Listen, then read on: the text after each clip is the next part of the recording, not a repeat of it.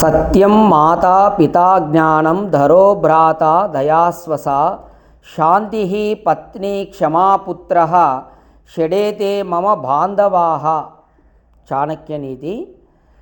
తల్లి వంటి సత్యము, తండ్రి వంటి జ్ఞానము, సోదరుని వంటి ధర్మము, సోదరి వంటి కరుణ, భార్య వంటి శాంతి, కొడుకు వంటి సహనము, ఈ ఆరును ఆత్మకు బంధువులు.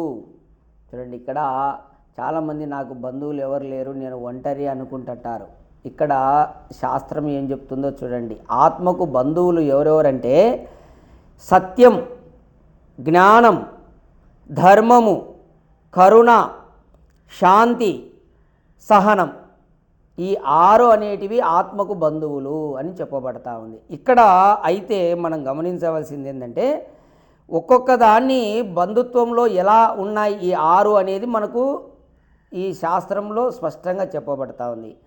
తల్లి అంటే ఇక్కడ సత్యము అని చెప్పబడింది శాస్త్రంలో. సత్యం అంటే తల్లి స్వరూపం అని చెప్పబడింది. తల్లి సత్యంగా ఉంటుందని చెప్పేసి ఇక్కడ తెలియజేస్తుంది.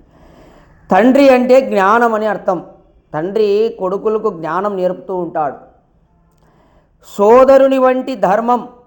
సోదరుడు అంటే ధర్మం. సోదరుడు అంటే ధర్మపూర్వకంగా ఉంటాడు. అలాగే సోదరి కరుణ. చెల్లెళ్ళు ఎప్పుడు కరుణతో ఉంటారు అన్నదమ్ముల మీద. భార్య అంటే శాంతి. చూడండి, ఇక్కడ భార్యను శాంతముతో పోల్చి చూపించారు. అంటే మనకు ఇంటికి పోయిన తర్వాత ఎక్కడైనా పనులన్నీ చేసుకొని భార్య శాంత స్వరూపంతో ఉంటుంది అని చెప్తున్నాడు. అటువంటి భార్య అంటానే ఇక్కడ శాంతికి నిలయం అన్నమాట. శాంతికి స్వరూపమే భార్య. కొడుకు వంటి సహనం. కొడుకు చాలా సహనంగా ఉంటాడు. అట్లా ఈ ఆరు లక్షణాలను ఆత్మకు బంధువులుగా చెప్పబడుతూ ఉంది. ఓం.